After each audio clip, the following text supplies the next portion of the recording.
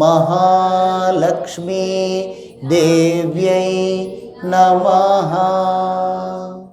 శ్రీ లక్ష్మీ అష్టోత్తర శతనామావళి కుంకుమార్చన. ప్రతి నామము చెప్పుతూ నమః అన్నప్పుడు భక్తితో మనస్సులోనే అమ్మవారి పాదపద్మాలకు కుంకుమ సమర్పిస్తున్నాము, శరణాగతితో ప్రార్థిస్తున్నాము అనే భావముతో అమ్మవారిని స్మరిస్తూ ప్రతి నామానికి చివరన నమః అన్నప్పుడు కుంకుమను సమర్పిద్దాం. ఓం అథ శ్రీ లక్ష్మీ అష్టోత్తర శతనామావళి కుంకుమార్చనం కరిష్యే. ఓం శ్రీం ప్రకృత్యై నమః. ఓం శ్రీం వికృత్యై. ఓం శ్రీం విద్యాయై నమః. ఓం శ్రీం సర్వభూతహితప్రదాయై నమః. ఓం శ్రీం శ్రద్ధాయై నమః. ఓం శ్రీం విభూత్యై. ఓం శ్రీం సురభ్యై నమః. ఓం శ్రీం పరమాత్మికాయై నమః. ఓం శ్రీం వాచ్యై నమః. ఓం శ్రీం పద్మాలయాయై నమః. ఓం శ్రీం పద్మాయై నమః. ఓం శ్రీం శుచయే నమః. ఓం శ్రీం స్వాహాయై. ఓం శ్రీం స్వధాయై నమః. ఓం శ్రీం సుధాయై నమః. ఓం శ్రీం ధన్యాయై నమః. ఓం శ్రీం హిరణ్మయ్యై నమః. ఓం శ్రీం లక్ష్మ్యై నమః. ఓం శ్రీం నిత్యపుష్టాయై నమః. ఓం శ్రీం విభావర్యై నమః. ఓం శ్రీం ఆదిత్యై నమః. ఓం శ్రీం దిత్యై. ఓం శ్రీం దీప్తాయై నమః. ఓం శ్రీం వసుధాయై నమః. ఓం శ్రీం వసుధారిణ్యై నమః. ఓం శ్రీం కమలాయై నమః. ఓం శ్రీం కాంతాయై. ఓం శ్రీం క్షమాయై నమః. ఓం శ్రీం క్షీరోదసంభవాయై నమః. ఓం శ్రీం అనుగ్రహపరాయై నమః. ఓం శ్రీం వృద్ధయే నమః. ఓం శ్రీం అనఘాయై నమః. ఓం శ్రీం హరివల్లభాయై. ఓం శ్రీం అశోకాయై నమః. ఓం శ్రీం అమృతాయై నమః. ఓం శ్రీం దీప్తాయై నమః. ఓం శ్రీం లోకశోక వినాశిన్యై నమః. ఓం శ్రీం ధర్మనిలయాయై నమః. ఓం శ్రీం కరుణాయై నమః. ఓం శ్రీం లోకమాత్రే నమః. ఓం శ్రీం పద్మప్రియాయై నమః. శ్రీం పద్మహస్తాయై నమః. ఓం శ్రీం పద్మాక్ష్యై నమః. ఓం శ్రీం పద్మసుందర్యై నమః. ఓం శ్రీం పద్మోద్భవాయై నమః. ఓం శ్రీం పద్మముఖ్యై నమః. ఓం శ్రీం పద్మనాభప్రియాయై నమః. रमायै नमः। ॐ श्रीं पद्ममालाधरायै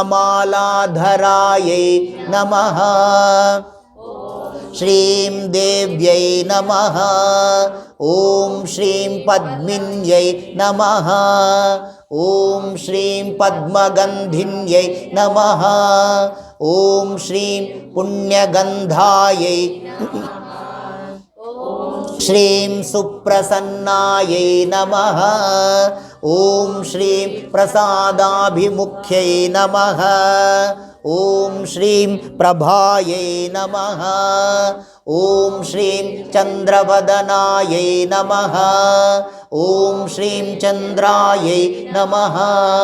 ॐ श्रीं चन्द्रसहोदर्यै नमः। ॐ श्रीं चतुर्भुजायै नमः। ॐ श्रीं चन्द्ररूपायै नमः। इंदिरायै नमः। ॐ श्रीं इंदुशीतलायै नमः। ॐ श्रीं आह्लादजनन्यै नमः। ॐ श्रीं पुष्ट्यै नमः। ॐ श्रीं शिवायै नमः। ॐ श्रीं शिवकर्यै नमः। ॐ श्रीं सत्यै नमः। ॐ श्रीं विमलायै नमः। विश्वजनन्यै नमः। ॐ श्रीं तुष्ट्यै नमः। ॐ श्रीं दारिद्र्यनाशिन्यै नमः। ॐ श्रीं प्रीतिपुष्करिण्यै नमः। ॐ श्रीं शान्तायै नमः। ॐ श्रीं शुक्लमाल्याम्बरायै नमः। श्रियै नमः।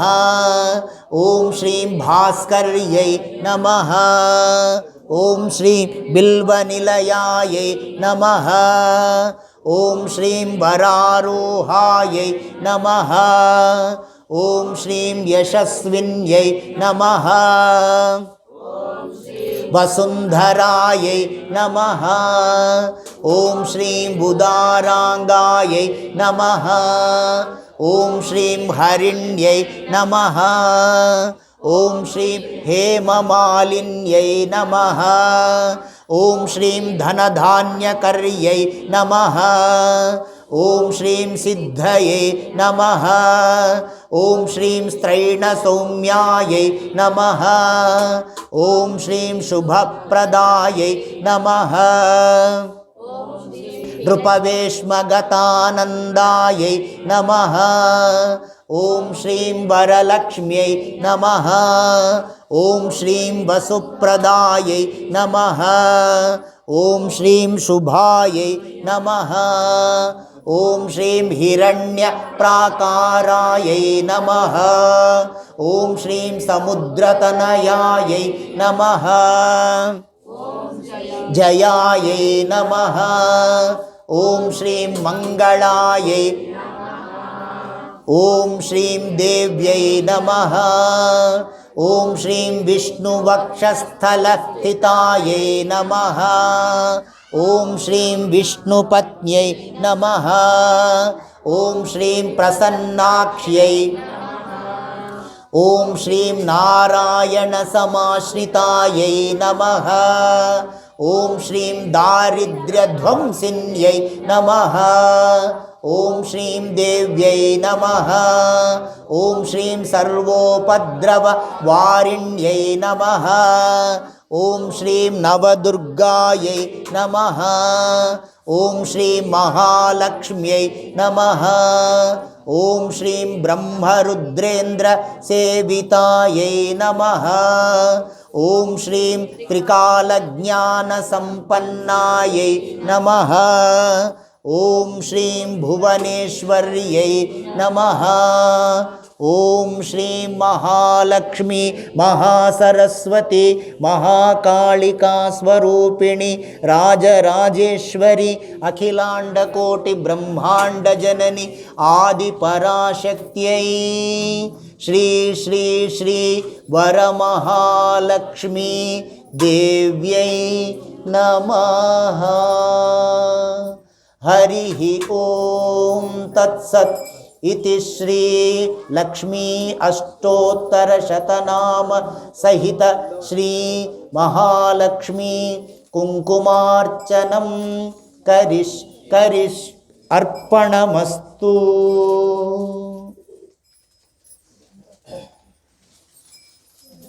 श्री महालक्ष्मी श्रीचरणविन्दार्पणम् अस्तु। वरलक्ष्मी माता अर्पणमस्तु। ओम मनस्पतिर्भोत्भवेनानाढ्यो गन्धमुत्तमम् आद्रेयं सर्वदेवानां धूपोऽयं प्रदेकस्यता दशाङ्गं गुग्धलोपेतं सुगन्धिं च सुमनोहरं कपिलाकृतसंयुक्तं धूपोऽयं प्रदेकस्यता दिव्याधूपमाघ्रापयामि दूर्वसदूर्वन्तं दूर्वसयोऽस्मान् दूर्वजं देवानां दूर्वानामधिं दिव्याधूपमाघ्रापयामि प्रतिष्ठित दीपं दर्शयामि ॐ लक्ष्मीं क्षीरसमुद्रराजतनयां श्रीरङ्गधामेश्वरीं दासीभूतसमस्तदेववनितां लोकैकदीपाङ्कुरां श्रीमन्मन्दकटाक्षलब्धविभव ब्रह्मेन्द्रगङ्गाधराम् कुटुम्बिनीं सरसिजां वन्दे मुकुन्दप्रियां सिद्धलक्ष्मीर्मोक्षलक्ष्मी जयलक्ष्मी सरस्वती श्रीलक्ष्मीर्वरलक्ष्मी च प्रसन्न मम सर्वदा वराङ्कुशौ पाशमभीतिमुद्रां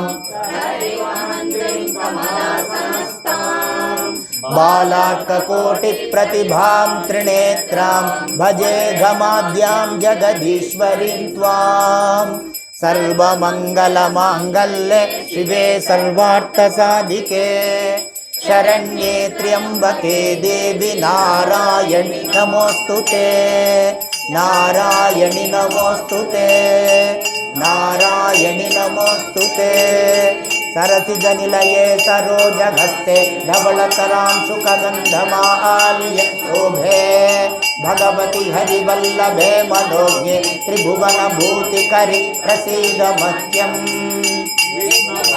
क्षमां देवी माधवी माधवप्रियां विष्णो प्रियसखीं देवीं नमाम्यच्युतवल्लभाम् ॐ महादेव्यै च विद्महे विष्णुपत्नी च धीमहि तन्नो लक्ष्मी प्रचोदयात्।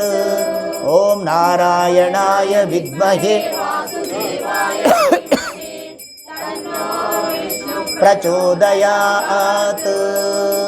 ॐ श्रीं महालक्ष्मी महादेव्यै च विद्महे विष्णुपत्नी च धीमहि तन्नो लक्ष्मी प्रचोदयात्। ॐ ऐं ह्रीं श्रीं श्रीमहालक्ष्मी मात्रे नमः। ॐ श्रीं वरलक्ष्मी मात्रे नमः। ॐ श्री महालक्ष्मी देव्यै नमः। महालक्ष्मी माता की जय। श्री श्री श्री वरलक्ष्मी माता की जय। పెట్టుకొని చేసే ఖైలేదు కదా భాగ్యద లక్ష్మీ వారమ్మ నమ్మమ్మ నీ సౌభాగ్యద లక్ష్మీ వారమ్మ జయ మేలే జయ నిక్కుద జయ కాల్గడ నాదవ తోరుక సజ్జన సాధు పూజయ వేళ మంచిదొಳಗಿನ ಬೆಣ್ಣೆಯಂತೆ ಭಾಗ್ಯದ ಲಕ್ಷ್ಮೀ ಬಾರಮ್ಮ ನಮ್ಮಮ್ಮ ನೀ ಸೌಭಾಗ್ಯದ ಲಕ್ಷ್ಮೀ ಬಾರಮ್ಮ ಕನಕ ವಿದ್ಯೆಯ ಕರೆಯುತ್ತ ಬಾಳೆ ಮನಕ್ಕೆ ಮಾನವ ಸಿದ್ಧಿಯ ತೋರೆ ದಿನಕರ ಕೋಟಿ ತೇಜದಿ ಹೊಡೆಯುವ ಜನಕರಾಯಣ ಕುಮಾರಿ ಬೇಗ ಭಾಗ್ಯದ ಲಕ್ಷ್ಮೀ ಬಾರಮ್ಮ ನಮ್ಮಮ್ಮ ನೀ ಸೌಭಾಗ್ಯದ ಲಕ್ಷ್ಮೀ ಬಾರಮ್ಮ ಆಸ್ತಿಕರ ಭಕ್ತರ ಮನೆಯಲ್ಲಿ ನಿತ್ಯ ಮಹೋತ್ಸವ ನಿತ್ಯ ಸುಮಂಗಳ ಸತ್ಯವ ತೋರುವ ಸಾಧು ಸಜ್ಜನರ ಚಿತ್ತಡಿ ಹೊಡೆಯುವ ಪುತ್ತಡಿ ಬೊಂಬೆ ಭಾಗ್ಯದ ಲಕ್ಷ್ಮೀ ಬಾರಮ್ಮ ನಮ್ಮಮ್ಮ ನೀ ಸೌಭಾಗ್ಯದ ಲಕ್ಷ್ಮೀ ಬಾರಮ್ಮ ಸಂಖ್ಯೆಯಿಲ್ಲದ ಭಾಗ್ಯವ ಕೊಟ್ಟು ಕಂಕಣ ಕೈಯ ತಿರುವುತ ಬಾರೆ ಕುಂಕುಮಾಂಕಿತೆ ಪಂಕಜಲೋಚನ ವೆಂಕಟರಮಣನ ಬಿಂಕದ ರಾಣಿ ಭಾಗ್ಯದ ಲಕ್ಷ್ಮೀ ಬಾರಮ್ಮ ನಮ್ಮಮ್ಮ ನೀ ಸೌಭಾಗ್ಯದ ಲಕ್ಷ್ಮೀ ಬಾರಮ್ಮ ಸತ್ಯದ ತುಪ್ಪದ ಕಾಲುವೆ ಹರಿಸಿ ಶುಕ್ರವಾರದ ಪೂಜೆಯ ವೇಳೆಗೆ ಅಕ್ಕರೆಯುಳ್ಳ ಅರಗಿರಿ ರಂಗನ ಚೊಕ್ಕ ಪುರಂದರ ವಿಠಲನ ರಾಣಿ ಭಾಗ್ಯದ ಲಕ್ಷ್ಮೀ ಬಾರಮ್ಮ ನಮ್ಮಮ್ಮ ನೀ ಸೌಭಾಗ್ಯದ ಲಕ್ಷ್ಮೀ ಬಾರಮ್ಮ ನಮ್ಮಮ್ಮ ನೀ ಸೌಭಾಗ್ಯದ ಲಕ್ಷ್ಮೀ ಬಾರಮ್ಮ ನಮ್ಮಮ್ಮ ನೀ ಸೌಭಾಗ್ಯದ ಲಕ್ಷ್ಮೀ ಬಾರಮ್ಮ ಅಮ್ಮ ಸರ್ವಮಂಗಲ ಮಾಂಗಲ್ಯೇ